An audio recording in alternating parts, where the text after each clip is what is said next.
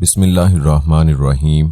السلام علیکم دوستو، حضرت خالد بن ولید رضی اللہ تعالی عنہ تاریخ اسلام کے ماتھے کا جھومر ہیں۔ مضبوط چاقو چوبند جسم، دراز قد، سرخ و سفید روشن چہرہ، چوڑا اور کشادہ سینہ، چمکتی عقابی آنکھیں، شاہ سواری، نیزہ بازی، تیر اندازی اور شمشیر زنی کا جادوگر، جنگی حکمت عملی اور سیاسی چالوں کا ماہر، بے خوف، نہ ڈر، بہادر، جری، پاک دامن، شریف النفس، عبادت گزار، قسمت کا دھنی، برق رفتار، آتش جواں، شعلہ بیاں، جرنیل حضرت خالد بن ولید رضی اللہ تعالی عنہ قبیلہ بنو مخزوم کے سردار اور قریش کے با اثر رئیس ولید بن مغیرہ کے گھر پیدا ہوئے۔ دنیا حضرت خالد بن ولید رضی اللہ تعالی عنہ کو ایک نامور جرنیل و فاتح کے طور پر جانتی ہے۔ حضرت خالد بن ولید رضی اللہ تعالی عنہ کی بہادری اور قائدانہ صلاحیتوں کی وجہ سے انہیں اسلامی تاریخ میں ایک بلند مقام حاصل ہے۔ حضرت خالد بن ولید رضی اللہ تعالی عنہ کی بہادری کا ہی ایک ایسا حیرت انگیز واقعہ آج آپ کے ساتھ شیئر کر رہے ہیں۔ ویڈیو میں آپ کو بتائیں گے کہ حضرت خالد بن ولید رضی اللہ تعالی عنہ کو حضرت عمر رضی اللہ تعالی عنہ نے سرے دربار رسیوں سے جکڑ کر کیوں کھڑا کر دیا تھا، اور کیسے حضرت خالد بن ولید رضی اللہ تعالی عنہ کا سامنا ایک چڑیل سے ہوا تھا۔ دوستو، حضرت خالد بن ولید رضی اللہ تعالی عنہ فرماتے ہیں کہ جب اللہ تعالیٰ نے میرے ساتھ بھلائی کا ارادہ فرمایا تو اللہ تعالیٰ نے میرے دل میں اسلام لانے کا جذبہ پیدا فرما دیا اور ہدایت کا راستہ میرے سامنے کھل گیا۔ میں نے اپنے دل میں کہا کہ میں محمد صلی اللہ علیہ وآلہ وسلم کے خلاف تمام لڑائیوں میں شریک ہوا ہوں، لیکن ہر لڑائی سے واپسی پر مجھے یہ خیال آتا تھا کہ میں یہ ساری بھاگ دوڑ بے فائدہ کر رہا ہوں اور یقیناً محمد صلی اللہ علیہ وآلہ وسلم غالب ہو کر رہیں گے۔ جب حضور صلی اللہ علیہ وآلہ وسلم حدیبیہ کے لیے روانہ ہوئے تو میں مشرکوں کے سواروں کا ایک دستہ لے کر نکلا اور عصفان میں میرا حضور صلی اللہ علیہ وآلہ وسلم اور صحابہ رضوان اللہ اجمعین سے سامنا ہو گیا اور میں آپ کے مقابلے میں کھڑا ہو گیا۔ میں نے آپ سے کچھ چھیڑ چھاڑ کرنی چاہی۔ آپ ہمارے سامنے اپنے صحابہ کو ظہر کی نماز پڑھانے لگے۔ ہم نے سوچا کہ ہم نماز کے دوران ہی آپ پر حملہ کر دیں، لیکن ہم کسی فیصلے تک نہ پہنچ سکے، اس لیے ہم نے حملہ نہ کیا اور اس میں خیر تھی۔ آپ کو ہمارے اس ارادے کا پتہ چل گیا، یعنی اللہ تعالیٰ نے آپ کو بتا دیا، چنانچہ آپ نے اپنے صحابہ کو عصر کی نماز صلاۃ الخوف کے طریقے پر پڑھائی۔ اس بات کا ہمارے دلوں پر بہت اثر پڑا اور میں نے اپنے دل میں کہا کہ اس آدمی کی حفاظت کا مستقل غیباً انتظام ہے۔ آپ ہم سے ایک طرف ہو گئے اور ہمارے گھوڑوں کا راستہ چھوڑ کر دائیں طرف چلے گئے۔ جب آپ نے حدیبیہ میں قریش سے صلح کر لی اور قریش نے آپ کو زبانی جمع خرچ سے واپس کر کے اپنی جان بچائی، تو میں نے اپنے دل میں کہا اب کون سی چیز باقی رہ گئی ہے، اب میں کہاں جاؤں؟ نجاشی کے پاس۔ نجاشی نے تو محمد صلی اللہ علیہ وآلہ وسلم کا اتباع کر لیا اور ان کے صحابہ اس کے پاس امن سے رہ رہے ہیں۔ کیا میں ہرقل کے پاس چلا جاؤں تو مجھے اپنا دین چھوڑ کر نصرانیت یا یہودیت کو اختیار کرنا پڑے گا اور عجم میں رہنا پڑے گا، یا اپنے وطن میں باقی لوگوں کے ساتھ رہتا ہوں؟ میں اسی سوچ و بچار میں تھا کہ اچانک حضور صلی اللہ علیہ وآلہ وسلم عمرہ کی قضا کرنے کے لیے مکہ میں تشریف لے آئے۔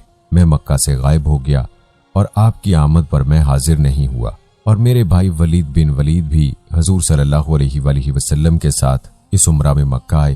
انہوں نے مجھے بہت تلاش کیا لیکن کہیں نہ پایا، تو انہوں نے مجھے بھی ایک خط لکھا جس کا مضمون یہ تھا کہ بسم اللہ الرحمن الرحیم، بہرحال حمد و صلات کے بعد ابھی تک اسلام لانے کی تمہاری رائے نہیں بنی۔ اس سے زیادہ عجیب بات میں نے کوئی نہیں دیکھی، حالانکہ تم بہت عقل مند ہو۔ اسلام جیسے مذہب سے بھی کوئی ناواقف رہ سکتا ہے؟ حضور صلی اللہ علیہ وآلہ وسلم نے مجھ سے تمہارے بارے میں پوچھا تھا کہ خالد کہاں ہے؟ میں نے کہا اللہ تعالیٰ ان کو ضرور لے آئیں گے۔ آپ صلی اللہ علیہ وآلہ وسلم نے فرمایا کیا خالد جیسا آدمی بھی اب تک اسلام سے ناواقف ہے؟ اگر وہ اپنی ساری قوت اور محنت مسلمانوں کے ساتھ لگا دیتے تو ان کے لیے زیادہ بہتر تھا، اور ہم ان کو دوسروں سے آگے رکھتے۔ اے میرے بھائی، خیر کے بہت سے مواقع تم سے رہ گئے، اب تو ان کی تلافی کر لو۔ حضرت خالد بن ولید رضی اللہ تعالی عنہ فرماتے ہیں کہ جب مجھے اپنے بھائی کا خط ملا تو میرے دل میں مدینہ جانے کا ایک شوق پیدا ہوا اور اسلام کی رغبت بڑھنے لگی، اور مجھے اس بات سے بہت خوشی ہوئی کہ حضور صلی اللہ علیہ وآلہ وسلم نے میرے بارے میں پوچھا۔ اور اس زمانے میں نے ایک خواب دیکھا کہ میں ایک قحط زدہ اور تنگ علاقے میں ہوں اور میں وہاں سے نکل کر ایک سرسبز اور وسیع علاقے میں پہنچ گیا ہوں۔ میں نے کہا یہ سچا خواب معلوم ہوتا ہے۔ جب میں مدینہ آیا تو میں نے کہا اس خواب کا حضرت ابو بکر رضی اللہ تعالی عنہ سے ضرور تذکرہ کروں گا۔ چنانچہ میں نے ان سے اس خواب کا ذکر کیا تو انہوں نے یہ تعبیر بتائی کہ علاقے کی تنگی سے مراد وہ شرک ہے جس میں تم مبتلا تھے، اور اس تنگ علاقے سے نکلنے سے مراد اللہ کی طرف سے اسلام کی ہدایت کامل جانا ہے۔ جب میں نے حضور صلی اللہ علیہ وآلہ وسلم کی خدمت میں حاضری کا پختہ ارادہ کر لیا تو میں نے سوچا کہ حضور صلی اللہ علیہ وآلہ وسلم کی خدمت میں حاضری کے لیے کس کو اپنے ساتھ لوں۔ اس سلسلے میں میں صفوان بن امیہ کے پاس گیا اور میں نے اس سے کہا اے ابو وہب، کیا تم دیکھتے نہیں ہو کہ ہم کس حال میں ہیں؟ ہماری تعداد ڈاڑھوں کی طرح سے کم ہوتی جا رہی ہے اور محمد صلی اللہ علیہ وآلہ وسلم عرب و عجم پر غالب آتے جا رہے ہیں۔ میرا خیال یہ ہے کہ ہمیں محمد صلی اللہ علیہ وآلہ وسلم کی خدمت میں حاضر ہو کر ان کی اتباع کر لینا چاہیے، کیونکہ محمد صلی اللہ علیہ وآلہ وسلم کی عزت ہماری عزت ہے۔ لیکن صفوان نے سختی سے انکار کر دیا اور کہا کہ میرے علاوہ اور کوئی بھی نہ بچا تو بھی میں ان کا اتباع ہرگز نہیں کروں گا۔ میں اسے چھوڑ کر چل دیا اور میں نے کہا کہ اس آدمی کے بھائی اور والد کو بدر میں قتل کیا گیا تھا، اس لیے یہ نہیں مان رہے۔ پھر میری اکرمہ بن ابی جہل سے ملاقات ہوئی۔ میں نے ان سے وہی بات کی جو صفوان بن امیہ سے کی تھی۔ انہوں نے صفوان بن امیہ جیسا جواب دیا۔ میں نے ان سے کہا میری اس بات کو چھپائے رکھنا۔ انہوں نے کہا اچھا، کسی کو نہیں بتاؤں گا۔ پھر میں اپنے گھر گیا اور اپنی سواری کو تیار کروایا۔ میں اس کو لے کر چل پڑا تو راستے میں میری عثمان بن طلحہ سے ملاقات ہوئی۔ میں نے کہا یہ میرا دوست ہے، لاؤ اس سے بھی اپنی بات کر کے دیکھوں۔ پھر مجھے خیال آیا کہ اس کے آباء و اجداد بھی مسلمانوں کے ہاتھوں قتل ہو چکے ہیں تو ان سے ذکر کرنے کو مناسب نہ سمجھا۔ پھر میں نے کہا ان سے ذکر کرنے میں کیا حرج ہے، میں تو اب جا ہی رہا ہوں۔ چنانچہ اسلام کے خلاف ہماری محنت کا جو نتیجہ نکل رہا ہے وہ میں نے ان کو بتایا، اور میں نے یہ بھی کہا ہماری مثال اس لومڑی کی سی ہے جو کسی سوراخ میں گھس گئی ہو، تو اگر اس سوراخ میں ایک ڈول بھی پانی ڈال دیا جائے تو لومڑی کو نکلنا پڑے گا۔ پہلے دونوں ساتھیوں سے میں نے جو بات کی ایسی ہی ان سے بھی کی، وہ فوراً مان گئے۔ میں نے ان سے کہا میں تو آج ہی جانا چاہتا ہوں اور میری سواری فج مقام پر تیار بیٹھی ہے۔ ہم دونوں نے آپس میں مکہ سے باہر مقام یجج پر اکٹھا ہونا طے کیا کہ اگر وہ مجھ سے پہلے وہاں پہنچ گئے تو وہ میرا وہاں انتظار کریں گے، اور اگر میں ان سے پہلے وہاں پہنچ گیا تو میں ان کا انتظار کروں گا۔ چنانچہ صبح سحری کے وقت ہم لوگ گھروں سے نکلے اور طلوع فجر سے پہلے ہی ہم لوگ مقام یجج پر جمع ہو گئے۔ پھر وہاں سے ہم دونوں روانہ ہوئے۔ جب ہم ہدائے مقام پر پہنچے تو وہاں ہمیں حضرت عمر بن عاص ملے۔ انہوں نے کہا کہ تم لوگوں کو خوش آمدید ہو۔ ہم نے کہا تمہیں بھی خوش آمدید ہو۔ انہوں نے پوچھا کہاں جا رہے ہو؟ ہم نے کہا تم گھر سے کس ارادے سے چلے ہو؟ انہوں نے کہا آپ لوگ گھر سے کس ارادے سے چلے ہو؟ ہم نے کہا ہمارا ارادہ تو اسلام میں داخل ہونے کا اور محمد صلی اللہ علیہ وآلہ وسلم کی اتباع کرنے کا ہے۔ انہوں نے کہا میں بھی اسی وجہ سے آیا ہوں۔ اب ہم تینوں ساتھ ہو لیے اور مدینہ جا پہنچے اور ہرہ میں اپنی سواریاں بیٹھا دیں۔ حضور صلی اللہ علیہ وآلہ وسلم کو ہمارے آنے کی خبر ملی، جس سے آپ بہت خوش ہوئے۔ میں نے اپنے صاف ستھرے کپڑے پہنے اور حضور صلی اللہ علیہ وآلہ وسلم کی جانب چل پڑا۔ راستے میں میرے بھائی مجھے ملے۔ انہوں نے کہا جلدی کرو، حضور صلی اللہ علیہ وآلہ وسلم کو تمہاری خبر مل چکی ہے اور وہ تمہارے آنے سے خوش ہیں اور تم لوگوں کا انتظار کر رہے ہیں۔ ہم تیز چلنے لگے۔ جب میں نے آپ کو دور سے دیکھا تو آپ مجھے دیکھ کر مسکراتے رہے، یہاں تک کہ میں نے آپ کے قریب آ کر یا نبی اللہ کہہ کر سلام کیا۔ آپ نے کھلے ہوئے چہرے کے ساتھ سلام کا جواب دیا۔ میں نے کلمہ شہادت پڑھا تو آپ نے فرمایا آگے آؤ۔ تمام تعریفیں اس اللہ کے لیے ہیں جس نے تم کو ہدایت دی۔ تمہاری عقل و سمجھ کو دیکھ کر مجھے یہی امید تھی کہ تمہیں خیر ہی کی توفیق ملے گی۔ میں نے عرض کیا یا رسول اللہ صلی اللہ علیہ وآلہ وسلم، میں جن لڑائیوں میں آپ کے مقابلے میں حق کے خلاف لڑا ہوں مجھے ان کا بہت خیال آ رہا ہے۔ آپ میرے لیے اللہ تعالیٰ سے دعا کریں کہ اللہ تعالیٰ ان سب کو معاف کر دے۔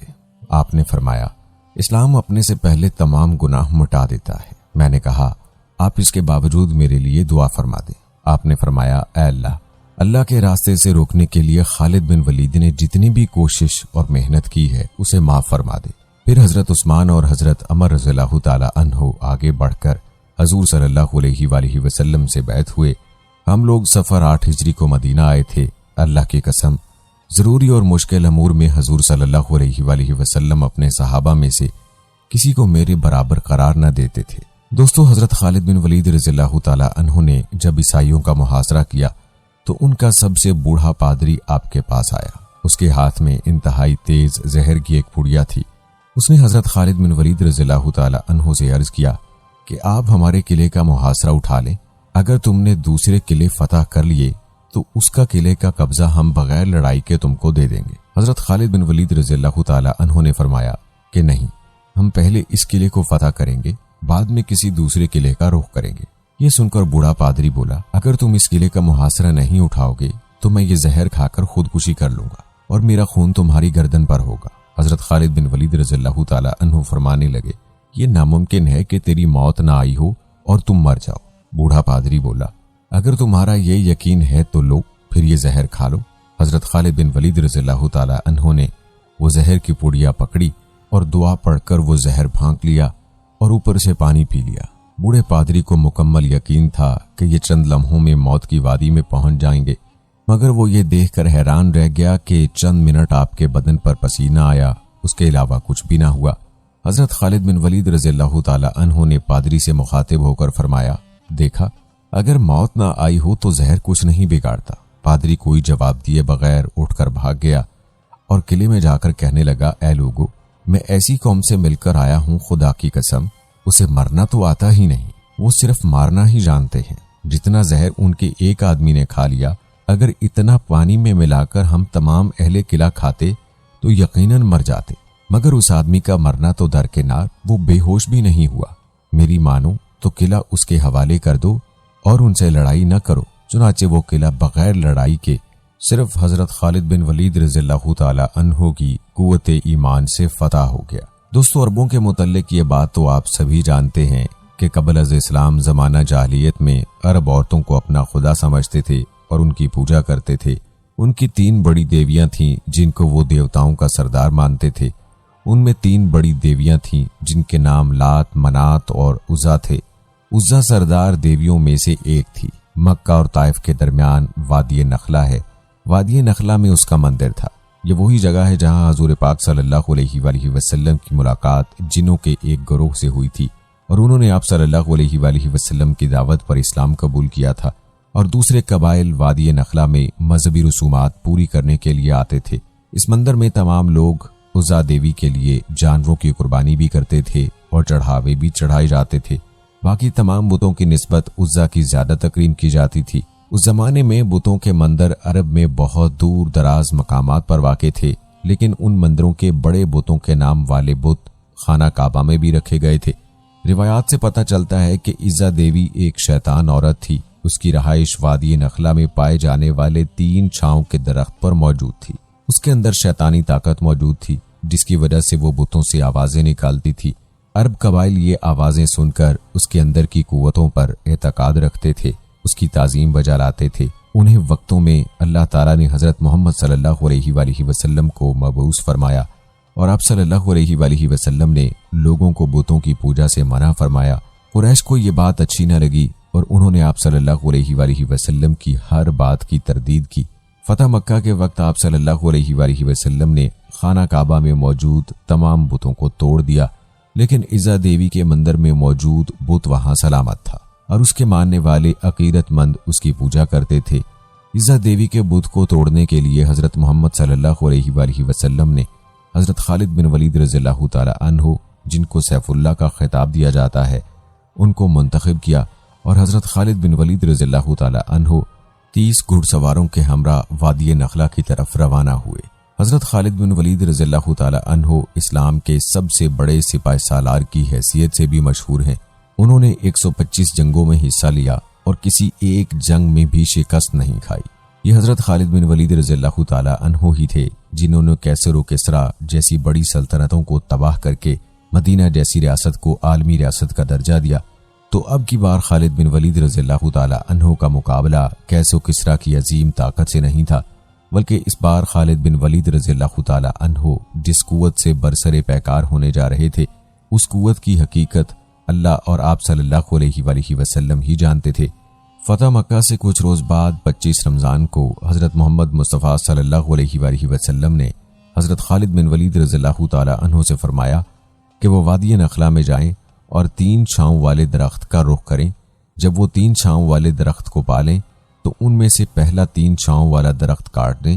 یہ ایک ایسا درخت ہے جو بنا آبیاری کے خود بخود اگنے لگتا ہے۔ تو حضرت خالد بن ولید رضی اللہ تعالی عنہ نے آقا دو جہاں صلی اللہ علیہ وآلہ وسلم کے حکم کے مطابق وادی نخلا کی طرف سفر باندھا اور وہ 3 چھاؤں والے درختوں کو تلاش کر کے ان میں سے پہلے درخت کو کاٹ دیا۔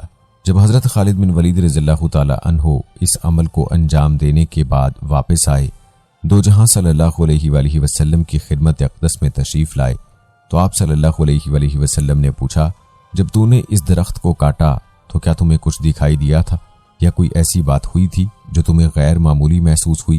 اس کے جواب میں حضرت خالد بن ولید رضی اللہ تعالی عنہ نے عرض کیا کہ نہیں سرکار، مجھے وہاں کچھ بھی عجیب یا غیر معمولی محسوس نہیں ہوا۔ اس پر اللہ کے حبیب صلی اللہ علیہ وآلہ وسلم نے فرمایا، تو تم واپس جاؤ اور وادی نخلا کے 3 چھاؤں والے میں سے دوسرا درخت بھی کاٹ دو۔ حضرت خالد بن ولید رضی اللہ تعالی عنہ نے حضور صلی اللہ علیہ وآلہ وسلم کے حکم کی تعمیل کرتے ہوئے وادی نخلا کے 3 چھاؤں والے دوسرے درخت کو بھی زمین بوس کر دیا۔ واپسی جب وہ حضرت محمد صلی اللہ علیہ وآلہ وسلم کے پاس پہنچے تو آقا دو جہاں صلی اللہ علیہ وآلہ وسلم نے پھر سے وہی سوال کیا کہ اے خالد، دوسرے درخت کو کاٹنے پر تجھے کوئی آواز آئی یا تم نے کوئی غیر معمولی دیکھا؟ اس بار بھی حضرت خالد بن ولید رضی اللہ تعالی عنہ نے وہی جواب دیا۔ یہ جواب سن کر اللہ کے رسول صلی اللہ علیہ وآلہ وسلم نے فرمایا کہ واپس جاؤ اور تیسرے 3 چھاؤں والے درخت کو بھی کاٹ ڈالو۔ حضرت خالد بن ولید رضی اللہ تعالی عنہ جب اس مرتبہ حکم کی تعمیل کے لیے وادی نخلا میں آئے تو دیکھا کہ عزا برہنہ حالت میں اپنے بال پھیلا کے اور انتہائی غصے کی حالت میں اپنے دانت پیس رہی ہے، اور اس عورت کے پیچھے عزا دیوی کے مندر کا محافظ بھی چلا آ رہا ہے۔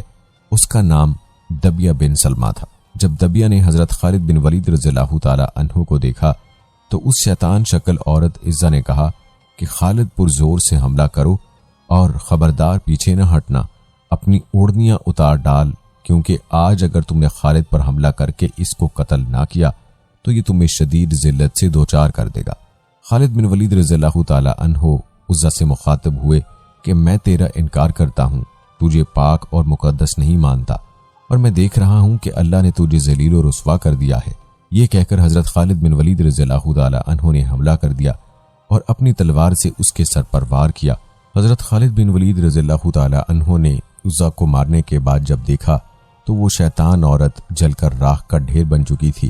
اس کو کیفر کردار تک پہنچانے کے بعد حضرت خالد بن ولید رضی اللہ تعالی عنہ نے دبیہ کو بھی مار دیا اور اس برائی کو ہمیشہ ہمیشہ کے لیے جڑ سے اکھاڑ پھینکا۔ اس کے بعد جب حضرت خالد بن ولید رضی اللہ تعالی عنہ آقا دو جہاں کی خدمت میں حاضر ہوئے اور یہ سارا واقعہ آپ صلی اللہ علیہ وآلہ وسلم کے سامنے بیان کیا تو آپ صلی اللہ علیہ وآلہ وسلم نے بعد فرمایا کہ اے خالد، یہ عزا تھی جو اب آئندہ عربوں میں نہ ہوگی اور نہ اب اس کی عبادت کی جائے گی۔ وہ دن تھا اور یہ آج کا دن ہے۔ عربوں میں سب سے زیادہ لائق تعظیم سمجھی جانے والی عزا کا نام لیوا کوئی بھی باقی نہیں ہے۔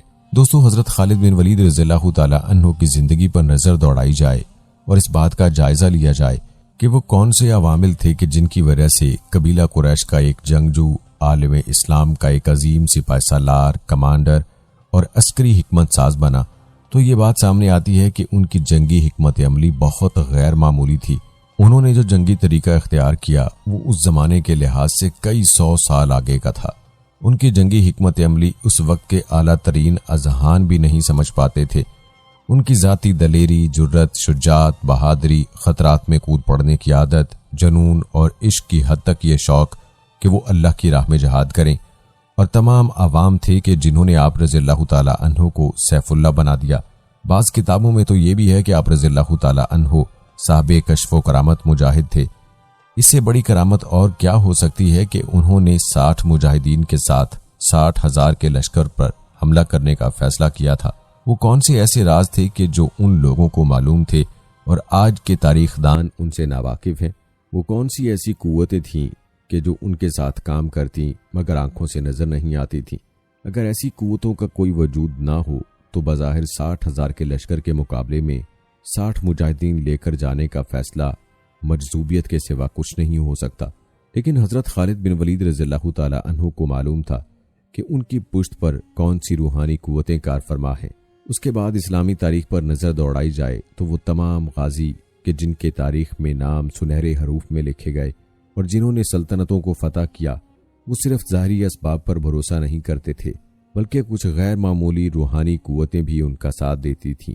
یہی عنصر جنگ میں فیصلہ کن کردار ادا کرتا تھا۔ حضرت خالد بن ولید رضی اللہ تعالی عنہ پہلے مجاہد تھے کہ جنہوں نے عالم اسلام کی سرحدیں جزیرہ عرب سے باہر پھیلانے میں اہم ترین کردار ادا کیا۔ آپ رضی اللہ تعالی عنہ کے بعد آنے والے سینکڑوں غازی آپ رضی اللہ تعالی عنہ کے نقش قدم پر چلے۔ یوں عالم اسلام کی سرحدیں وسیع سے وسیع تر ہوتی چلی گئیں۔ بلکہ دوستوں، مٹھی بھر مجاہدین احد پہاڑ کے سائے میں لڑی جانے والی جنگ جب جی چکے اور کفار مکہ راہ فرار اختیار کر رہے تھے، شیطان اپنا سر پیٹ رہا تھا۔ جبل رما پر پہرے پر معمور جنگجو اپنے کمانڈر کے منع کرنے کے باوجود مورچہ چھوڑ کر میدان جنگ کی طرف چلے گئے کہ اچانک پسپا ہو کر بھاگنے والے قریش کے کمانڈر خالد بن ولید کی نظر جبل رما کے خالی مورچے پر پڑی اور پھر وہ برق رفتاری سے پلٹا۔ رما پر موجود چند مجاہدین کو شہید کرتا ہوا میدان جنگ میں مسلمانوں پر ٹوٹ پڑا۔ اس کا حملہ اتنا اچانک، حیران کن اور شدید تھا کہ مسلمانوں کو سنبھلنے کا موقع نہ مل سکا اور یوں ذرا سی غفلت سے شدید جانی نقصان اٹھانا پڑا۔ حضرت خالد بن ولید رضی اللہ تعالی عنہ تاریخ اسلامی کے ماتھے کا جھومر ہے کہ جن کے مہیر العقول اور ولولہ انگیز جنگی کارنامے دیکھ کر ماہرین حرب و ضرب انگشتے باں انداز ہوتے ہیں، جن کے برق رفتار طوفانی حملوں اور لگاتار فتوحات نے دنیا کو ورطۂ حیرت میں ڈال دیا۔ حضرت خالد بن ولید رضی اللہ تعالی عنہ ملت اسلامیہ کا وہ جرنیل کہ جنہوں نے کیسر و کسرا کے تخت و تاج کو پامال کر ڈالا، روم ایران کے شاہی محلات اپنے گھوڑوں کی ٹاپ سے روند ڈالے، جن کی تلوار کی زد سے بڑے بڑے نامور سورما گھبرائیں اور کوئی مقابلے پر نہ آئے، جن کا نام کفار کے دلوں کو دہشت زدہ کر دے۔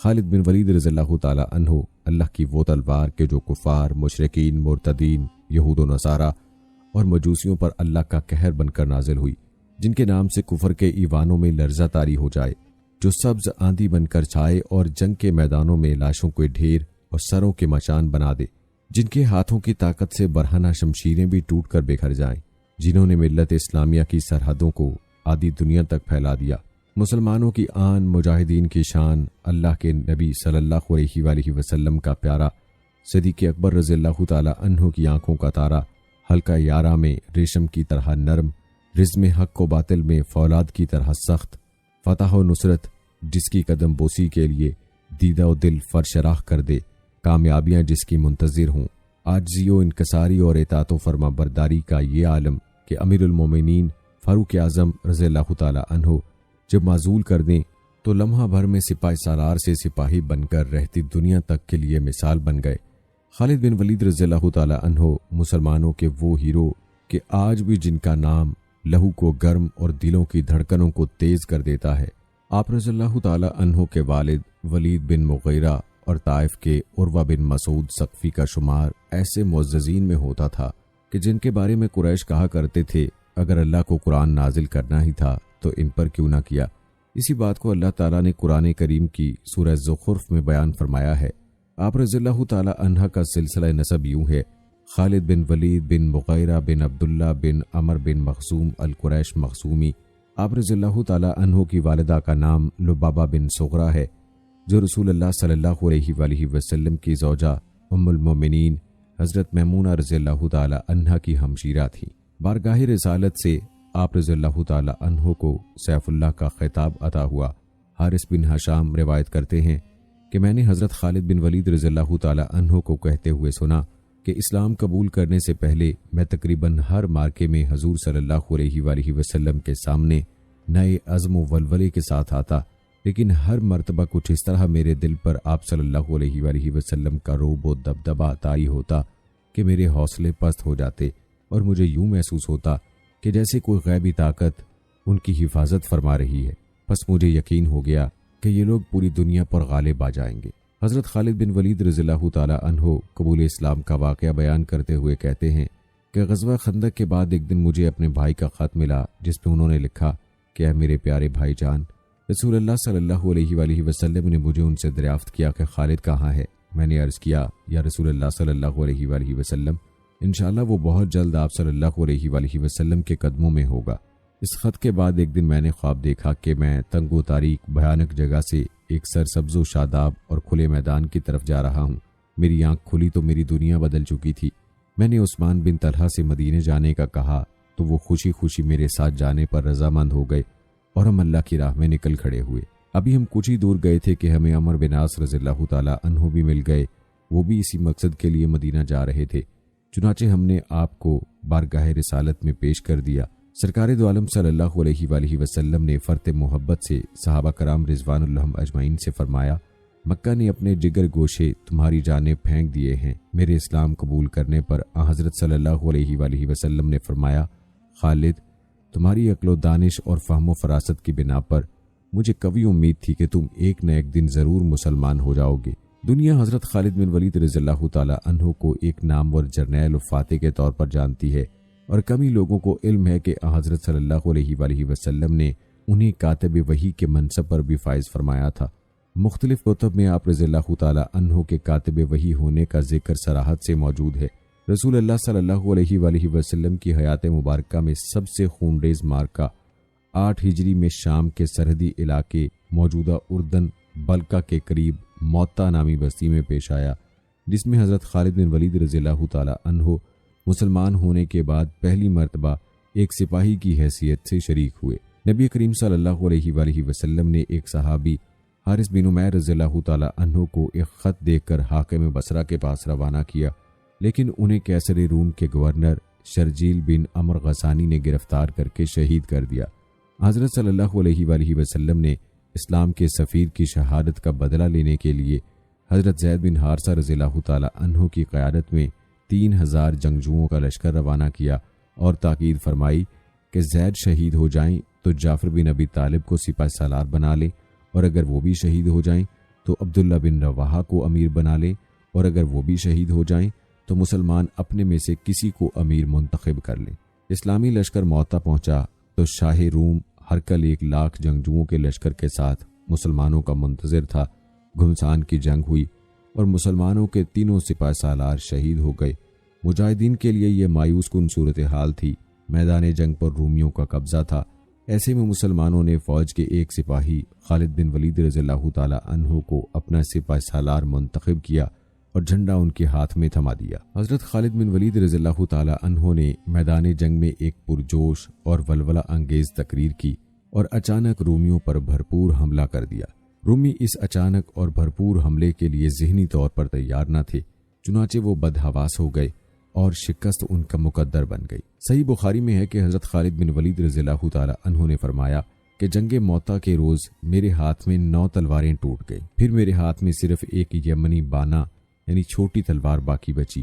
ادھر مدینہ میں جنگ موتا ہی کے روز رسول اللہ صلی اللہ علیہ وآلہ وسلم نے وحی کی بنا پر فرمایا کہ جھنڈا زید رضی اللہ تعالیٰ عنہ نے لیا اور وہ شہید کر دیے گئے، پھر جعفر رضی اللہ تعالیٰ عنہ نے لیا اور وہ بھی شہید کر دیے گئے، پھر ابن رواحہ نے لیا اور وہ بھی شہید کر دیے گئے۔ اس دوران آپ صلی اللہ علیہ وآلہ وسلم کی آنکھیں اشکبار تھیں، یہاں تک کہ جھنڈا اللہ کی تلواروں میں سے ایک تلوار نے لے لیا اور ایسی جنگ لڑی کہ اللہ نے ان پر فتح عطا فرمائی۔ بحوالہ صحیح بخاری۔ 20 رمضان المبارک 8 ہجری کو فتح مکہ کے موقع پر رسول اللہ صلی اللہ علیہ وآلہ وسلم نے وادی زیتوا میں لشکر کی ترتیب و تقسیم فرمائی۔ حضرت خالد بن ولید رضی اللہ تعالیٰ عنہ کو داہنے پہلو پر رکھا۔ اس میں اسلم، سلیم، غفار، مزینہ، جہینہ اور کچھ دوسرے عرب قبائل تھے۔ آپ صلی اللہ علیہ وآلہ وسلم نے خالد بن ولید رضی اللہ تعالیٰ عنہ کو حکم دیا کہ وہ مکے میں زیریں حصے سے داخل ہوں، اور اگر قریش میں سے کوئی آڑے آئے تو اسے کاٹ کر رکھ دیں اور کوہ صفا پر ہم سے ملے۔ حضرت خالد بن ولید رضی اللہ تعالیٰ عنہ اور ان کے رفقا کی راہ میں جو مشرک آیا اسے جہنم رسید کرتے کوہ صفا پر رسول اللہ صلی اللہ علیہ وآلہ وسلم سے جا ملے۔ اس موقع پر حضرت خالد بن ولید رضی اللہ تعالیٰ عنہ سے جھڑپ میں 12 مشرک مارے گئے، جبکہ 2 صحابی شہید ہوئے، وہ بھی راستہ بھول کر لشکر سے جدا ہو جانے کی وجہ سے۔ فتح مکہ کے بعد حضرت صلی اللہ علیہ وآلہ وسلم نے حضرت خالد بن ولید رضی اللہ تعالیٰ عنہ کو 30 مجاہدین کے لشکر کا امیر بنا کر عزا نامی بت گرانے کے لیے روانہ کیا۔ 8 ہجری کے ماہ شوال میں نبی اکرم صلی اللہ علیہ وآلہ وسلم نے قبیلہ حوازن کی سرکوبی کے لیے مکہ مکرمہ سے وادی حنین کی جانب کوچ فرمایا۔ آپ صلی اللہ علیہ وآلہ وسلم کے ساتھ 12,000 جنگجو تھے، 10,000 وہ جو فتح مکہ کے وقت آپ کے ہمراہ تھے اور 2,000 مکے کے 9 مسلم۔ حضرت خالد بن ولید رضی اللہ تعالی عنہ بھی ایک لشکر کے سالار کی حیثیت کے ساتھ تھے۔ اللہ نے مسلمانوں کو فتح نصیب فرمائی اور بہت سا مال غنیمت ہاتھ آیا۔ غزوہ حنین کے بہت سے شکست خوردہ مشرک طائف میں قلعہ بند ہو گئے تھے، چنانچہ آپ صلی اللہ علیہ وآلہ وسلم نے حضرت خالد بن ولید رضی اللہ تعالی عنہ کو 1,000 مجاہدین کے لشکر کا امیر بنا کر ہر اول دستے کے طور پر طائف روانہ کیا۔ پھر آپ صلی اللہ علیہ وآلہ وسلم نے بقیہ فوج کے ساتھ خود بھی طائف کا رخ فرمایا۔ غزوہ تبوک کے موقع پر کوئی بھی رومی قبیلہ مسلمانوں سے مقابلے کے لیے تیار نہ تھا۔ سب نے حضرت صلی اللہ علیہ وآلہ وسلم کے پاس آ کر جزیہ دینے پر رضامندی ظاہر کر دی۔ اس موقع پر آپ صلی اللہ علیہ وآلہ وسلم نے حضرت خالد بن ولید رضی اللہ تعالی عنہ کو 420 سواروں کا لشکر دے کر دومۃ الجندل کے حاکم عقیدار کو گرفتار کرنے بھیجا۔ آپ صلی اللہ علیہ وآلہ وسلم نے فرمایا کہ تم اسے نیل گائے کا شکار کرتے ہوئے پاؤ گے۔ حضرت خالد بن ولید رضی اللہ تعالی عنہ جب اس کے قلعے کے قریب پہنچے تو دیکھا کہ ایک نیل گائے قلعے کے دروازے پر موجود ہے اور چاندنی رات میں عقیدر اسے شکار کرنے کے لیے قلعے سے باہر آیا ہے۔ حضرت خالد رضی اللہ تعالی عنہ نے اسی وقت اسے گرفتار کر کے حضور صلی اللہ علیہ وآلہ وسلم کی خدمت میں پیش کر دیا۔ حضور صلی اللہ علیہ وآلہ وسلم نے جزیہ دینے کے اقرار پر اسے چھوڑ دیا۔ ذی الحجہ 11 ہجری کو خلیفہ اول سیدنا صدیق اکبر رضی اللہ تعالی عنہ نے حضرت خالد بن ولید رضی اللہ تعالی عنہ کو 13,000 مجاہدین کے لشکر کا امیر بنا کر نبوت کے جھوٹے دعوے دار مسلمہ کذاب کی سرکوبی کے لیے روانہ کیا۔ مسلمہ اپنے قبیلے ربیہ کے 40,000 جنگجوؤں کے لشکر کے ساتھ یمامہ کے مقام پر مسلمانوں کے مد مقابل آیا۔ اس موقع پر حضرت خالد بن ولید رضی اللہ تعالی عنہ نے بہترین جنگی حکمت عملی، سیاسی بصیرت اور ولولہ انگیز تقاریر کے ذریعے مجاہدین میں شوق شہادت کو بڑھاوا دیا اور پھر بپھرے شیر کی طرح مسلمہ کی فوج کے پرخچے اڑا دیے۔ حضرت حمزہ رضی اللہ تعالی عنہ کے قاتل وحشی نے اپنا نیزہ مسلمہ کے سینے میں اتار کر اسے جہنم رسید کر دیا۔ ابھی خالد بن ولید رضی اللہ تعالی عنہ جنگ یمامہ سے فارغ ہی ہوئے تھے کہ حضرت صدیق اکبر رضی اللہ تعالی عنہ نے آپ رضی اللہ تعالی عنہ کو عراق اور ایران کی جانب پیش قدمی کا حکم صادر فرما دیا۔ چنانچہ محرم 11 ہجری میں حضرت خالد رضی اللہ تعالی عنہ عراق کے علاقے ابلہ کو فتح کرتے ہوئے ایرانی صوبے حضیر جا پہنچے۔ اس صوبے کا حاکم ہرمز نہایت دلیر جنگجو سردار تھا، جس کی دھاک عرب، عراق، ایران اور ہندوستان تک بیٹھی ہوئی تھی، کیونکہ اس کی جنگی بیڑے ہندوستان پر بھی حملہ ور ہوئے تھے۔ ہرمز کی مدد کے لیے شاہ ایران نے مزید 1,00,000 فوجی بھیج دیے، جبکہ اسلامی لشکر صرف 13,000 مجاہدین پر مشتمل تھا۔ یہاں حضرت خالد بن ولید رضی اللہ تعالی عنہ نے اور جنگی حکمت عملی اپنائی اور سب سے پہلے خود میدان جنگ میں گئے، اپنے گھوڑے کو ہرمز کے خیمے کے پاس کھڑا کر کے اسے مقابلے کی دعوت دی۔ وہ باہر نکلا، دونوں میں دو بدو لڑائی ہوئی اور پھر حضرت خالد رضی اللہ تعالی عنہ نے اسے زمین پر گرا دیا اور اس کے سینے پر سوار ہو کر سر تن سے جدا کر دیا۔ یہ سب اتنا اچانک اور تیزی سے ہوا کہ ایرانی فوج بدحواس ہو کر بھاگ نکلی۔ اس جنگ میں بہت زیادہ مال غنیمت اور ہیرے جواہرات مسلمانوں کے ہاتھ لگے۔ حضرت خالد بن ولید رضی اللہ تعالی عنہ نے عراق میں 2 سال قیام کیا۔ فوج اور سامان حرب کی قلت کے باوجود ان 2 برسوں میں 15 جنگیں لڑیں اور سرزمین عراق کو دشمنوں سے پاک کر دیا۔ حضرت خالد بن ولید رضی اللہ تعالی عنہ کی قیادت میں لڑی جانے والی اس جنگ میں رومی جرنیل حامان 2,40,000 کا لشکر لے کر میدان میں اترا، جبکہ مجاہدین کی تعداد 40,000 تھی۔ مسلمان نہایت جم کر لڑے اور فتح نصیب ہوئی۔ اس جنگ میں 1,30,000 رومی مارے گئے۔ وہ 21 ہجری کی ایک غمناک رات تھی۔ 200 جنگ یرموک کی فتح کی خوشخبری جب مدینہ پہنچی تو سب مسلمانوں میں خوشی کی لہر دوڑ گئی اور انہوں نے اللہ کا شکر ادا کیا۔ اب شام کا کوئی قلعہ مسلمانوں کی رکاوٹ نہیں تھا۔ بازنطینی حکمران ہرقل نے جب اپنی شکست کا احوال سنا تو اپنے اہل و عیال اور ساز و سامان کے ہمراہ قسطنطنیہ فرار ہو گیا اور جاتے جاتے شام کی سرزمین سے مخاطب ہو کر کہا، اے شام، تجھے جدائی پانے والے کا سلام، تجھے الوداع کہنے والے کا سلام، کیونکہ دکھائی نہیں دیتا کہ وہ کبھی لوٹ کر تیری طرف آئے گا۔ کوئی رومی کبھی تیری طرف نہیں لوٹے گا مگر ڈرتے ہوئے، اے شام تجھ پر سلام، کتنا اچھا ہے یہ ملک جو دشمن کے ہاتھ لگا ہے۔ اب آخری قلعہ بیت المقدس تھا کہ جسے مسلمانوں کو فتح کرنا تھا۔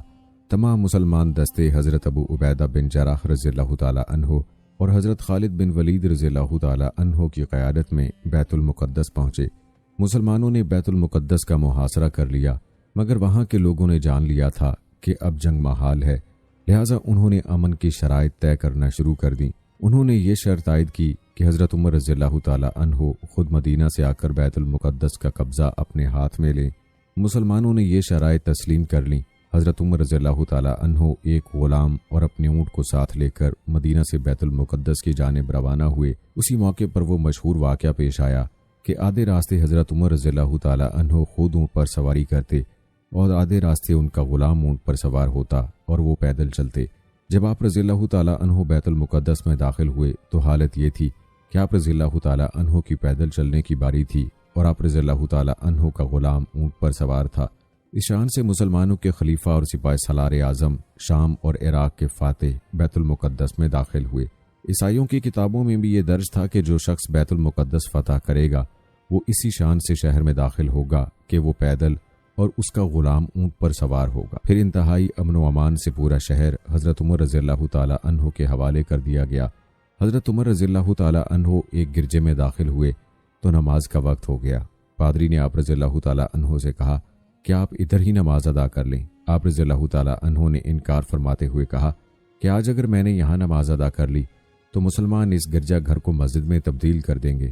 پھر حضرت عمر رضی اللہ تعالی عنہ نے گرجا گھر سے باہر آ کر نماز ادا کی اور وہ جگہ کہ جہاں آپ رضی اللہ تعالی عنہ نے نماز پڑھی وہاں بعد میں مسجد کی بنیاد رکھی گئی کہ جو آج بھی مسجد عمر کے نام سے پہچانی جاتی ہے۔ کئی سو سال بعد کہ جب عیسائیوں نے صلیبی جنگوں کے دوران مسلمانوں سے بیت المقدس دوبارہ چھینا تو مسجد عمر ہی وہ مقام تھا کہ جہاں مسلمانوں کا اتنا قتل عام کیا گیا کہ مسلمانوں کا خون عیسائیوں کے گھوڑوں کے گھٹنوں تک جا پہنچا۔ اس کے برعکس جب حضرت عمر رضی اللہ تعالی عنہ نے بیت المقدس فتح کیا تھا تو ہر شخص کو امان دے دی گئی تھی۔ جن مقامی لوگوں نے قسطنطنیہ جانے کی خواہش ظاہر کی ان کے لیے سمندر تک تمام راستوں پر پہرے بٹھا دیے گئے تاکہ کوئی بھی ان کا مال و اسباب نہ لوٹ سکے اور نہ ہی ان کی عزت پر ہاتھ ڈال سکے۔ جو امن کی شرائط کے تحت جانا چاہتے تھے ان تمام لوگوں کو شان سے رخصت کر دیا گیا۔ بیت المقدس کی فتح کے بعد صرف حمص کا شہر ہی باقی بچا تھا جو بہت جلد ہی مسلمانوں نے دوبارہ فتح کر لیا۔ حضرت ابو عبیدہ بن جراح رضی اللہ تعالی عنہ نے حمص کو ہی اپنا مرکز بنایا۔ حضرت عمر رضی اللہ تعالی عنہ بیت المقدس کی فتح کے بعد واپس مدینہ تشریف لے آئے، لیکن کچھ ہی عرصے بعد ایک اور فتنہ کھڑا ہو گیا۔ رومیوں نے 2 لاکھ کے لشکر کے ساتھ مصر کی طرف سے شام پر حملہ آور ہونے کی کوشش کی۔ ان کا ہدف حمص کا شہر تھا کہ جہاں حضرت خالد بن ولید رضی اللہ تعالی عنہ اور حضرت ابو عبیدہ بن جراح رضی اللہ تعالی عنہ اپنے چھوٹے سے لشکر کے ساتھ قیام پذیر تھے۔ مسلمانوں میں گھبراہٹ اور پریشانی پیدا ہو گئی۔ حضرت ابو عبیدہ رضی اللہ تعالی عنہ نے جنگی شورا طلب کی اور وہاں یہ فیصلہ کیا گیا کہ پوری سلطنت سے مدد طلب کی جائے۔ خلیفہ کو بھی خط لکھے گئے۔ یہ فیصلہ بھی کیا گیا کہ قلعہ بند ہو کر لڑا جائے گا۔ حضرت خالد بن ولید رضی اللہ تعالی عنہ کے سامنے جب یہ فیصلہ رکھا گیا تو وہ جلال میں آ گئے۔ آپ رضی اللہ تعالی عنہ نے قسم کھائی کہ ہم کبھی بھی قلعہ بند ہو کر لڑائی نہیں کریں گے، اور حضرت ابو عبیدہ رضی اللہ تعالی عنہ سے اجازت مانگی کہ ہم میدان میں جا کر دشمن کا مقابلہ کریں گے۔ ہم اس سے پہلے بھی بڑے بڑے لشکروں کو شکست دے چکے ہیں، یہ تو معمولی بات ہے۔ تمام شاہ سواروں نے ان کی اس بات سے اتفاق کیا۔ حضرت ابو عبیدہ رضی اللہ تعالی عنہ نے ان کو کھلے میدان میں جانے کی اجازت دے دی، لہٰذا مسلمانوں نے حمص سے باہر نکل کر اپنی صفیں ترتیب دینا شروع کی۔ حضرت خالد بن ولید رضی اللہ تعالی عنہ کو مقدمۃ الجیش یعنی ہر اول دستے کے ساتھ آگے بھیجا گیا تاکہ آگے جا کر دشمن کی نقل و حرکت کا پتہ لگائیں۔ حضرت خالد بن ولید رضی اللہ تعالی عنہ اپنے چھوٹے سے ہر اول دستے کے ساتھ صرف صورتحال کا جائزہ لینے گئے تھے، مگر پھر اس طرح دشمن پر ٹوٹ پڑے کہ 2 لاکھ کے لشکر کو مٹا کے رکھ دیا۔ جب حضرت ابو عبیدہ رضی اللہ تعالی عنہ دشمن سے مقابلے کے لیے صفیں ہی ترتیب دے رہے تھے تو حضرت خالد بن ولید رضی اللہ تعالی عنہ نے انہیں واپس آ کر اطلاع دی کہ دشمن کا صفایا کیا جا چکا ہے۔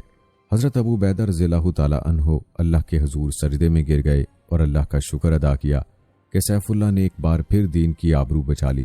حضرت خالد بن ولید رضی اللہ تعالی عنہ نے اس کے بعد حمص میں ہی قیام فرمایا، مگر نائب کمانڈر کی حیثیت سے ان کا عہدہ ابھی بھی برقرار تھا۔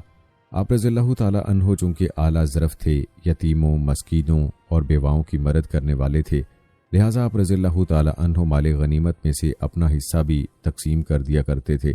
لیکن کچھ لوگوں نے حضرت عمر رضی اللہ تعالی عنہ سے آپ کی شکایت کر دی کہ حضرت خالد رضی اللہ تعالی عنہ مال خرچ کرنے میں اسراف کرتے ہیں۔ اس سے پہلے بھی جب حضرت خالد بن ولید رضی اللہ تعالی عنہ کی شکایتیں حضرت عمر رضی اللہ تعالی عنہ تک پہنچی تھیں تو آپ رضی اللہ تعالی عنہ نے ان کو سپہ سالارے کے عہدے سے معزول کر دیا تھا۔ اس معزولی کی وجہ یہ بھی تھی کہ لوگ حضرت خالد بن ولید رضی اللہ تعالی عنہ پر بہت زیادہ یقین کرنے لگے تھے۔ حضرت عمر رضی اللہ تعالی عنہ نے یہ سوچ کر ان کو سپہ سالاری کے عہدے سے معزول کر دیا کہ کہیں اللہ پر بھروسے اور توکل میں کمی نہ آ جائے۔ اس مرتبہ بھی شکایت کے بعد حضرت عمر رضی اللہ تعالی عنہ نے ان کو جنگی خدمات ادا کرنے سے منع فرمایا اور مدینہ طلب کیا تاکہ ان سے اس معاملے پر باز پرس کی جا سکے۔ اس سے مسلمانوں میں کافی اختلاف پیدا ہو گیا، لیکن حضرت خالد بن ولید رضی اللہ تعالی عنہ نے ہر موقع پر خلیفہ کے حکم کی اطاعت کی۔ آپ رضی اللہ تعالی عنہ نے اپنی باقی زندگی حمص میں گزارنے کا فیصلہ کر لیا۔ 21 ہجری میں آپ رضی اللہ تعالی عنہ نے حمص میں ہی انتقال فرمایا۔ آپ رضی اللہ تعالی عنہ کے انتقال کی خبر جب مدینہ منورہ پہنچی تو ہر گھر میں کوہرام مچ گیا۔ حضرت عمر رضی اللہ تعالی عنہ خود بھی بہت رنجیدہ ہوئے اور اہل مدینہ کو بھی سوگ منانے کی اجازت دی۔ حضرت خالد بن ولید رضی اللہ تعالی عنہ کے ترکے میں صرف ہتھیار، تلواریں، خنجر اور نیزے ہی تھے۔ ان ہتھیاروں کے علاوہ ایک غلام تھا کہ جو ہمیشہ آپ رضی اللہ تعالی عنہ کے ساتھ رہا کرتا تھا۔ اللہ کی یہ تلوار کہ جس نے 2 عظیم سلطنتوں رومی اور ایرانی کے چراغ بجھائے، وفات کے وقت ان کے پاس کچھ بھی نہ تھا۔ آپ رضی اللہ تعالی عنہ نے جو کچھ بھی کمایا وہ اللہ کی راہ میں خرچ کر دیا، ساری زندگی میدان جنگ میں گزار دی۔ حضرت خالد رضی اللہ تعالی عنہ کو اللہ تعالی نے بہت سارے بیٹوں اور بیٹیوں سے نوازا تھا، مگر آپ رضی اللہ تعالی عنہ کی اولاد کا بڑا حصہ آپ رضی اللہ تعالی عنہ کے انتقال کے بعد شام میں طاعون کی بیماری کے باعث شہید ہو گیا۔ حضرت ابو عبیدہ رضی اللہ تعالی عنہ بھی اسی طاعون کی بیماری سے شام میں شہید ہوئے تھے۔ حضرت خالد رضی اللہ تعالی عنہ کی جنگی فتوحات کے بارے میں صحابہ رضی اللہ تعالی عنہ نے گواہی دی کہ ان کی موجودگی میں ہم نے شام اور عراق میں کوئی بھی 2 جمعے ایک شہر میں نہیں پڑھے اور اگلا جمعہ نئے فتح کیے ہوئے شہر میں ادا کرتے، یعنی ہر 2 جمعوں کے درمیانی دنوں میں ایک شہر ضرور فتح ہوتا تھا۔ بڑے بڑے جلیل القدر صحابہ نے حضور اکرم صلی اللہ علیہ وآلہ وسلم سے حضرت خالد رضی اللہ تعالی عنہ کے روحانی تعلق کی گواہی بھی دی۔ حضرت ابو طلحہ رضی اللہ تعالی عنہ نے حضرت خالد بن ولید رضی اللہ تعالی عنہ کی وفات کے بعد صحابہ کو واقعہ سنایا کہ آپ رضی اللہ تعالی عنہ کو ایک بار 40 مجاہدین کے ساتھ رومیوں کے علاقے میں بھیجا گیا۔ وہ سب رومیوں کے بہت بڑے لشکر کے نرغے میں آ گئے۔ صورتحال بہت کشیدہ ہو گئی۔ اس موقع پر حضور صلی اللہ علیہ وآلہ وسلم حضرت ابو عبیدہ رضی اللہ تعالی عنہ کے خواب میں تشریف لائے اور فرمایا کہ فلاں جگہ خالد بن ولید رضی اللہ تعالی عنہ پریشانی میں ہیں، جاؤ ان کی مدد کرو۔ حضرت ابو عبیدہ رضی اللہ تعالی عنہ اپنے لشکر کے ہمراہ وہاں گئے اور ان کی مدد کی۔ یہ حضور صلی اللہ علیہ وآلہ وسلم کے ساتھ آپ رضی اللہ تعالی عنہ کے روحانی تعلق کی صرف ایک مثال ہے۔ حضرت خالد بن ولید رضی اللہ تعالی عنہ نے حضور صلی اللہ علیہ وآلہ وسلم کے بال مبارک کے جو آپ رضی اللہ تعالی عنہ نے حج کے موقع پر سنبھال لیے تھے، حضور صلی اللہ علیہ وآلہ وسلم کے بال مبارک کو اپنی ٹوپی میں پرو رکھا تھا۔ یوں حضور صلی اللہ علیہ وآلہ وسلم کا لمس ہمیشہ آپ رضی اللہ تعالی عنہ کے ہمراہ رہا۔ وہی لمس ان کی اصل طاقت تھی کہ جس کا وہ خود بھی اعتراف کرتے تھے۔ حضرت خالد بن ولید رضی اللہ تعالی عنہ کی زندگی پر نظر دوڑائی جائے اور اس بات کا جائزہ لیا جائے کہ وہ کون سے عوامل تھے کہ جن کی وجہ سے قبیلہ قریش کا ایک جنگجو عالم اسلام کا ایک عظیم سپہ سالار، کمانڈر اور عسکری حکمت ساز بنا، تو یہ بات سامنے آتی ہے کہ ان کی جنگی حکمت عملی بہت غیر معمولی تھی۔ انہوں نے جو جنگی طریقہ اختیار کیا وہ اس زمانے کے لحاظ سے کئی 100 سال آگے کا تھا۔ ان کی جنگی حکمت عملی اس وقت کے اعلیٰ ترین اذہان بھی نہیں سمجھ پاتے تھے۔ ان کی ذاتی دلیری، جرت، شجاعت، بہادری، خطرات میں کود پڑنے کی عادت، جنون اور عشق کی حد تک یہ شوق کہ وہ اللہ کی راہ میں جہاد کریں، وہ تمام عوامل تھے کہ جنہوں نے آپ رضی اللہ تعالی عنہ کو سیف اللہ بنا دیا۔ بعض کتابوں میں تو یہ بھی ہے کہ آپ رضی اللہ تعالی عنہ صاحب کشف و کرامت مجاہد تھے۔ اس سے بڑی کرامت اور کیا ہو سکتی ہے کہ انہوں نے 60 مجاہدین کے ساتھ 60,000 کے لشکر پر حملہ کرنے کا فیصلہ کیا۔ وہ کون سے ایسے راز تھے کہ جو ان لوگوں کو معلوم تھے اور آج کے تاریخ دان ان سے ناواقف ہیں؟ وہ کون سی ایسی قوتیں تھیں کہ جو ان کے ساتھ کام کرتی مگر آنکھوں سے نظر نہیں آتی تھیں؟ اگر ایسی قوتوں کا کوئی وجود نہ ہو تو بظاہر 60,000 کے لشکر کے مقابلے میں 60 مجاہدین لے کر جانے کا فیصلہ مجذوبیت کے سوا کچھ نہیں ہو سکتا۔ لیکن حضرت خالد بن ولید رضی اللہ تعالی عنہ کو معلوم تھا کہ ان کی پشت پر کون سی روحانی قوتیں کار فرما ہیں۔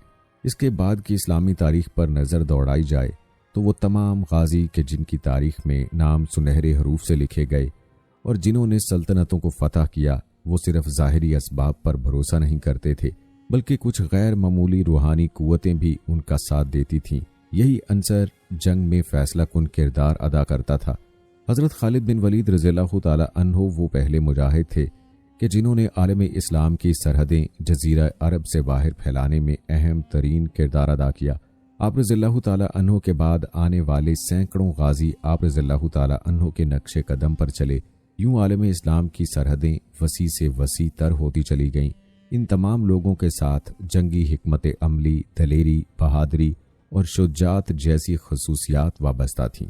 ایک اور قدر مشترک روحانی قوت تھی کہ جو ان کو مزید پراسرار بناتی تھی۔ عالم اسلام میں آج بھی اگر کوئی وجود تبدیلی لانا چاہتا ہے تو جب تک کہ اس کے وجود میں وہ پراسرار عنصر شامل نہیں ہوگا جو ان عظیم لوگوں کا خاصہ ہے۔ دوستو، اس دور میں خالد رضی اللہ تعالی عنہ کی ٹکر کا کون سا ایسا سالار تھا جس نے اسلام کو ارض شام، اردن اور فلسطین تک پھیلا دیا ہو؟ بیت المقدس کا فاتح جو کوئی بھی تھا، اس میں کسی شک و شبے کی گنجائش نہیں کہ خالد رضی اللہ تعالی عنہ نہ ہوتے تو بیت المقدس کی فتح اتنی آسان بھی نہ ہوتی۔ عمر رضی اللہ تعالی عنہ ذاتی طور پر جانتے تھے کیسر و کسریٰ کے خلاف بعض فتوحات اس لیے ممکن ہو سکی تھیں کہ خالد رضی اللہ تعالی عنہ نے غیر معمولی طور پر دلیرانہ فیصلے کیے تھے۔ ابو عبیدہ رضی اللہ تعالی عنہ ٹھنڈے مزاج کے سالار تھے۔ اگر خالد رضی اللہ تعالی عنہ ان کے ساتھ نہ ہوتے تو رومیوں کے خلاف اتنی تیزی سے اتنی زیادہ کامیابیاں حاصل نہ کی جا سکتی۔ خود عمر رضی اللہ تعالی عنہ خالد رضی اللہ تعالی عنہ کے معترف تھے، لیکن عمر رضی اللہ تعالی عنہ کو جب خالد رضی اللہ تعالی عنہ کے خلاف ایک ایسی بات کا پتہ چلا جو اسلام کی روح کے منافی تھی اور جسے عمر رضی اللہ تعالی عنہ نظر انداز بھی کر سکتے تھے، تو انہوں نے فوری کارروائی کا حکم دے دیا۔ عمر رضی اللہ تعالی عنہ نے سوچا تک نہیں کہ خالد رضی اللہ تعالی عنہ کی جو قدر و قیمت ہے وہ اتنی زیادہ ہے کہ یہ چھوٹا سا الزام ہضم بھی کیا جا سکتا ہے۔ بعض مورخوں نے لکھا ہے کہ عمر بن خطاب رضی اللہ تعالی عنہ نے مسند خلافت پر بیٹھتے ہی تمام دستوں میں ایک ایک دو دو مخبر رکھ دیے تھے جو سالاروں اور دیگر عہدیداروں کی ذاتی سرگرمیوں پر نظر رکھتے تھے۔ جب شام میں امن و امان ہو گیا اور خالد رضی اللہ تعالی عنہ کو کنسرین کا حاکم بنا دیا گیا، عمر رضی اللہ تعالی عنہ کو مدینہ میں اطلاع ملی کہ خالد رضی اللہ تعالی عنہ نے ایک شاعر کو جس کا نام عاشس بن قیس تھا 10,000 درہم صرف اس لیے انعام کے طور پر دیے ہیں کہ اس نے کنسرین میں جا کر خالد رضی اللہ تعالی عنہ کی فتوحات کو خراج تحسین پیش کرنے کے لیے ایک قصیدہ پڑھا تھا۔ عاشس بن قیس بنو قندہ کا سردار تھا۔ اس نے شاعری اور مدح سرائی کو پیشہ بنا لیا تھا۔ وہ اور اس جیسے چند اور شاعر سالاروں اور حاکموں وغیرہ کے ہاں جاتے، قصیدہ پڑھتے اور تحفے تحائف اور انعام و اکرام وصول کرتے تھے۔ اس ضمن میں عاشس کنسرین خالد رضی اللہ تعالی عنہ کے ہاں جا پہنچا۔ خالد رضی اللہ تعالی عنہ امیر ماں باپ کے بیٹے تھے۔ انہوں نے غربت دیکھی ہی نہیں تھی، شہزادوں کی طرح پلے بڑے تھے۔ یہ تو ان کی عظمت تھی کہ صحیح معنوں میں شہزادہ ہوتے ہوئے انہوں نے آدھی عمر میدان جنگ میں پیش قدمیوں میں زمین پر سوتے اور گھوڑوں کی پیٹھ پر گزاری تھی۔ وہ طبعاً خوش ذوق تھے، فیاض تھے اور ہر حسین چیز کے دلدادہ تھے۔ انہوں نے اس شاعر کو جو انعام دیا تھا وہ اپنی جیب سے دیا تھا۔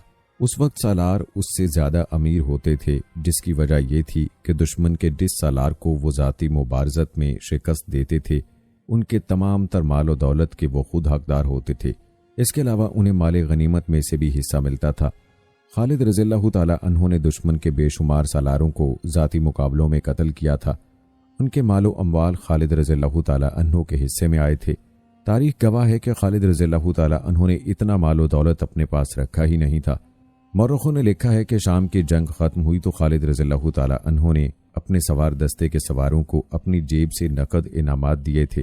ان کے سوار دستے نے جو کارنامے کر دکھائے تھے وہ تاریخ میں زندہ ہیں۔ وہ اس سے بھی بڑے انعام کے حقدار تھے، لیکن خلافت مدینہ کی نگاہ میں انعام کا تصور کچھ اور تھا، اور وہی اسلام کی روح کے عین مطابق تھا۔ عمر بن خطاب رضی اللہ تعالیٰ عنہ نے تاریخ اسلام کے مشہور مؤذن بلال رضی اللہ تعالیٰ عنہ کے ہاتھ ابو عبیدہ رضی اللہ تعالیٰ عنہ کو ایک تحریری حکم نامہ بھیجا۔ خالد بن ولید رضی اللہ تعالیٰ عنہ کو مجاہدین کی جماعت کے درمیان کھڑا کرو، اس کے سر سے دستار اتارو، دستار سے اس کے ہاتھ پیٹھ کے پیچھے باندھو، ٹوپی بھی اس کے سر سے اتار دو، پھر اس سے پوچھو کہ اس نے ایک شاعر اشعث بن قیس کو انعام اپنی جیب سے دیا ہے یا مال غنیمت سے۔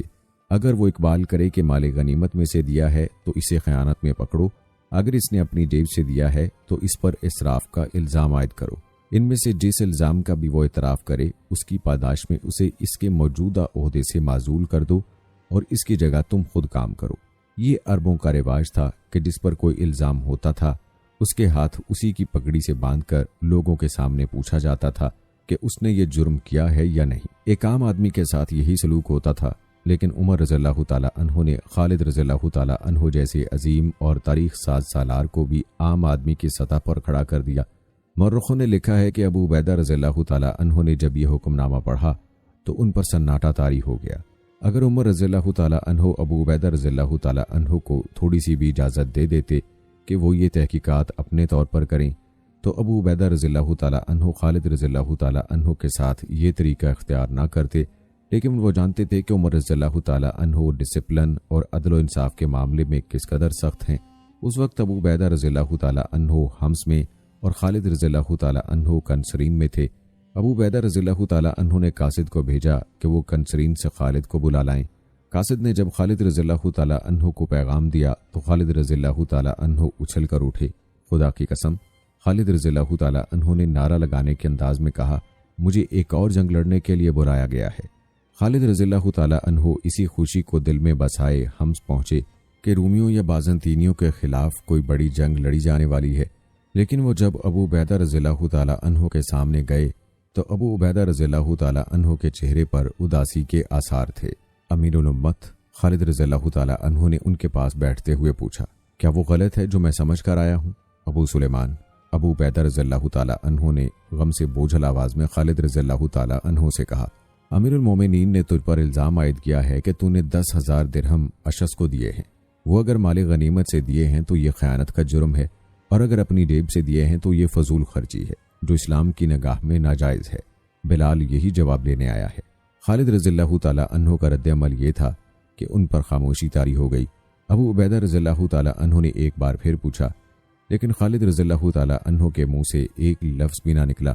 دراصل ابو عبیدہ رضی اللہ تعالیٰ عنہ چاہتے تھے کہ خالد رضی اللہ تعالیٰ عنہ کچھ نہ کچھ ضرور کہیں تاکہ وہ طریقہ نہ اختیار کرنا پڑے جو امیر المومنین نے اختیار کرنے کو لکھا تھا۔ خالد رضی اللہ تعالیٰ عنہ پر ایسا اثر ہوا کہ انہوں نے بلال رضی اللہ تعالیٰ عنہ کی طرف دیکھا بھی نہیں۔ آخر ابو عبیدہ رضی اللہ تعالیٰ عنہ نے بلال رضی اللہ تعالیٰ عنہ کی طرف دیکھا۔ اس کا مطلب یہ تھا کہ بلال رضی اللہ تعالیٰ عنہ عربوں کے رواج کے مطابق خالد رضی اللہ تعالیٰ عنہ سے بیان لیں۔ بلال رضی اللہ تعالیٰ عنہ پورا حکم لے کر آئے تھے، انہوں نے کارروائی مکمل کر کے جانا تھا۔ خالد رضی اللہ تعالیٰ عنہ نے تھوڑی سی مہلت مانگی جو انہیں دے دی گئی۔ یہ مہلت تو انہیں ملنی ہی تھی کیونکہ دستور کے مطابق تمام فوج کو اکٹھا کرنا تھا جس کے سامنے خالد رضی اللہ تعالیٰ عنہ سے اعتراف جرم کرانا تھا۔ خالد رضی اللہ تعالیٰ عنہ کی ایک بہن فاطمہ حمص میں رہتی تھی۔ خالد رضی اللہ تعالیٰ عنہ ان کے پاس گئے اور انہیں بتایا کہ عمر رضی اللہ تعالیٰ عنہ نے ان پر کیا الزام عائد کیا ہے۔ بہن سے مشورہ لینے کی ضرورت یہ پیش آئی تھی کہ عمر رضی اللہ تعالیٰ عنہ خالد کے قریبی رشتہ دار تھے۔ فاطمہ نے بڑے دکھ سے عمر رضی اللہ تعالیٰ عنہ کے خلاف ایک بات کہہ دی۔ خالد رضی اللہ تعالیٰ عنہ پہلے ہی مخموم تھے اور کسی حد تک مشتعل بھی۔ انہیں اپنی بہن کا مشورہ اچھا لگا اور وہ واپس حضرت ابو عبیدہ رضی اللہ تعالیٰ عنہ کے پاس چلے گئے۔ امین الامت خالد بن ولید رضی اللہ تعالیٰ عنہ نے کہا، میں نے کوئی جرم نہیں کیا، میں کوئی بیان نہیں دوں گا۔ اس کے بعد زمین و آسمان نے جو منظر دیکھا اسے دیکھ کر بھی کوئی فرد یقین نہیں کرتا تھا کہ یہ سلوک اس عظیم شخصیت کے ساتھ ہو رہا ہے جو عظمت اسلام کا ستون ہے اور جس کے بغیر اسلام اس جگہ تک نہ پہنچتا۔ جہاں خالد رضی اللہ تعالیٰ عنہ کے ہاتھ ان کی پیٹھ کے پیچھے ان کی دستار سے بندھے ہوئے تھے، ان کے سر سے ٹوپی اتری ہوئی تھی اور وہ زمین پر دوزانوں بیٹھے ہوئے تھے اور بلال رضی اللہ تعالی عنہ ان کے سامنے کھڑے اعتراف جرم کرا رہے تھے۔ اے ابن ولید، بلال رضی اللہ تعالی عنہ پوچھ رہے تھے، تو نے اشعث کو 10,000 درہم اپنی جیب سے دیے ہیں یا مال غنیمت سے؟ خالد رضی اللہ تعالی عنہ کے چہرے کا رنگ اڑا ہوا تھا، وہ خاموش رہے۔ بلال رضی اللہ تعالی عنہ نے ایک بار پھر پوچھا۔ خالد رضی اللہ تعالی عنہ پھر خاموش رہے۔ ابن ولید، بلال رضی اللہ تعالی عنہ نے کہا، میں امیر المومنین کے حکم کی تعمیل کر رہا ہوں، جواب دے، تو نے 10,000 درہم اشعث کو اپنی جیب سے دیے تھے یا مال غنیمت سے؟ اپنی جیب سے، خالد رضی اللہ تعالی عنہ نے آخر جواب دیا۔ بلال رضی اللہ تعالی عنہ نے ان کے ہاتھ کھول دیے اور اپنے ہاتھوں پگڑی ان کے سر پر رکھی۔ ہم سب پر امیر المومنین کے حکم کی تعمیل فرض ہے۔ بلال رضی اللہ تعالی عنہ نے کہا، ہم ہر سالار کی عزت کرتے ہیں۔ وہاں جتنی فوج تھی اس پر خاموشی طاری تھی۔ اس خاموشی میں اضطراب چھپا ہوا تھا، ہر کسی کے چہرے پر گلہ اور شکوہ تھا۔ کم از کم خالد رضی اللہ تعالی عنہ کے ساتھ ایسا سلوک نہیں ہونا چاہیے تھا، لیکن نظم و ضبط کا تقاضا تھا کہ ایک جائز کارروائی کے خلاف کوئی نہیں بول سکتا۔ ابو عبیدہ رضی اللہ تعالی عنہ اور بلال رضی اللہ تعالی عنہ کی بھی کیفیت یہ تھی کہ وہ آنکھیں اوپر کر کے نہیں دیکھتے تھے، ان کی نظریں زمین پر لگی ہوئی تھیں۔ خالد رضی اللہ تعالی عنہ اس خیال سے گھوڑے پر سوار ہوئے اور وہاں سے نکل آئے کہ معاملہ یہیں پر ختم ہو گیا ہے۔ 7-8 دن گزر گئے، خالد رضی اللہ تعالی عنہ کو کوئی حکم نہ ملا۔ وہ حمص گئے اور ابو عبیدہ رضی اللہ تعالی عنہ سے ملے۔ ابو سلیمان، ابو عبیدہ رضی اللہ تعالی عنہ نے امیر المومنین رضی اللہ تعالی عنہ کا حکم نامہ خالد رضی اللہ تعالی عنہ کے سامنے کرتے ہوئے کہا، یہ پڑھ لو۔ یہ وہ حکم نامہ تھا جو امیر المومنین نے حضرت ابو عبیدہ رضی اللہ تعالی عنہ کی طرف بھیجا تھا کہ خالد جو بھی اعتراف کریں انہیں معزول کر دیا جائے، تجھ پر اللہ کی رحمت ہو امین الامت۔ خالد رضی اللہ تعالی عنہ نے ابو عبیدہ رضی اللہ تعالی عنہ سے کہا، امیر المومنین کا یہ حکم مجھے اسی روز کیوں نہ سنا دیا؟ خدا کی قسم ابو سلیمان، ابو عبیدہ رضی اللہ تعالی عنہ نے کہا، مجھے اندازہ تھا اس دکھ کا جو تجھے ہونا تھا، میں اپنی زبان سے تجھے دکھ نہیں دے سکتا تھا، یہ دکھ میرے لیے بھی کم نہیں کہ تجھے معزول کر دیا گیا ہے۔ خالد رضی اللہ تعالی عنہ خاموشی سے اپنے گھوڑے پر سوار ہوئے اور حمص سے نکل آئے۔ تاریخ یہ بتانے سے قاصر ہے کہ اس وقت خالد رضی اللہ تعالی عنہ کیا سوچ رہے تھے، ان کی جذباتی دنیا میں کیسے کیسے زلزلے آ رہے تھے۔ انہوں نے اپنی جیب سے یہ انعام دیا تھا، اسے وہ جرم نہیں سمجھتے تھے، وہ یہی سمجھتے تھے کہ انہیں جو سزا دی گئی ہے وہ بہت سنگین ہے۔ ان کی زندگی میں یہ دوسرا موقع تھا کہ وہ سوچوں اور خیالوں کی بھول بھلیوں میں بھٹکتے سفر کر رہے تھے۔ ایک روز جب وہ مکہ سے مدینہ کو تنے تنہا جا رہے تھے، انہوں نے مدینہ جا کر رسول اکرم صلی اللہ علیہ وآلہ وسلم کے دستے مبارک پر اسلام قبول کرنا تھا، اور اب وہ ہم سے اپنی معزولی کا حکم سن کر کنسرین کو جا رہے تھے۔ ان کے ذہن میں اضطراب کا، رنج و الم کا اور نہ جانے کیسی کیسی سوچوں کا طوفان اٹھتا تھا، اور وہ اس طوفان کے زناٹے سنتے جا رہے تھے۔ گھوڑے نے انہیں کنسرین پہنچا دیا۔ شہر کے اندر جاتے ہی انہوں نے اپنے اس گھڑ سوار دستے کو بلایا جو انہوں نے اپنے ہاتھوں تیار کیا تھا۔ یہ چنے ہوئے سواروں کا دستہ تھا۔ اس دستے نے اپنے سے کئی گنا کبھی دشمن کے پاؤں کھاڑے تھے۔ اس دستے سے خالد رضی اللہ تعالی عنہ کو بہت ہی پیار تھا۔ ابھی کل ہی کی بات تھی کہ اس دستے کے سامنے کھڑی ہو کر خالد رضی اللہ تعالی عنہ کہا کرتے تھے کہ دشمن پر ٹوٹ پڑو۔ آج وہ اس دستے کے سامنے رنج و الم کا مرقع بنے اپنے گھوڑے پر بیٹھے تھے۔ خالد رضی اللہ تعالی عنہ اپنے اس محبوب دستے سے نہ جانے کیسی کیسی باتیں کرنا چاہتے تھے۔ انہوں نے بولنا چاہا تو ان پر رکت سی طاری ہو گئی۔ وہ اس دستے کی جدائی برداشت نہیں کر سکتے تھے۔ انہوں نے انتہائی مختصر الفاظ میں سواروں کی کامیابیوں کی، ان کی برق رفتاریوں کی، جانبازی اور سرفروشی کی دل کھول کر تعریف کی۔ پھر انہیں بتایا کہ وہ ہمیشہ کے لیے ان کا ساتھ چھوڑ رہے ہیں۔ سواروں کا رد عمل یہ تھا کہ جیسے ان کی سانسیں رک گئی ہوں۔ دردناک سا ایک سکوت تھا جو ان پر طاری ہو گیا تھا۔ اس سکوت کو سواروں کی سسکیوں نے توڑا۔ خالد رضی اللہ تعالی انہوں نے گھوڑا موڑا اور وہاں سے ہٹ آئے۔ یہ منظر ان کی برداشت سے باہر تھا۔ وہاں سے خالد رضی اللہ تعالی عنہ حمص گئے، تمام مجاہدین سے ملے، بوجھ دل سے سب کو خدا حافظ کہا اور مدینہ کو روانہ ہو گئے۔ خالد رضی اللہ تعالی عنہ مدینہ میں داخل ہوئے، لیکن ایک فاتح سالار کی حیثیت سے نہیں کہ لوگ گھروں سے باہر آ کر ان کا استقبال کرتے۔ ان کی حیثیت ایک سزا یافتہ مجرم کی سی تھی۔ اتفاق سے عمر رضی اللہ تعالی عنہ انہیں ایک گلی میں آتے مل گئے۔ ابو سلیمان، عمر رضی اللہ تعالی عنہ نے خالد رضی اللہ تعالی عنہ کے جنگی کارناموں کو ان الفاظ میں سراہا، تو نے وہ کام کیا ہے جو کوئی اور نہیں کر سکتا تھا، مگر ہر کام اللہ کرتا ہے، اور تو نے جو کام کیا ہے وہ کسی بھی مسلمان کو پسند نہیں آیا۔ خالد رضی اللہ تعالی عنہ نے کہا، اے ابن خطاب، تو نے میرے ساتھ بے انصافی کی ہے۔ کہاں سے آئی یہ دولت کہ تو اسے ناجائز اسراف میں پھینکتا پھرتا ہے؟ عمر رضی اللہ تعالی عنہ نے کہا، ابو سلیمان، کیا تو رومیوں اور فارسیوں جیسا بادشاہ بننا چاہتا ہے؟